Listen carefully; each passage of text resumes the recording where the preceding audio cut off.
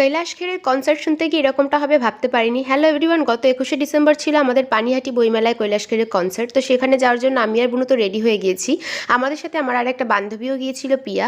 তো বইমেলায় পৌঁছে তো মানুষের এরকম উত্তাল সমুদ্রের মতো ভিড় দেখে আমি প্রথমেই ভয় পেয়ে গিয়েছিলাম, আর যেটা আশঙ্কা করেছিলাম সেটাই হয়েছিল।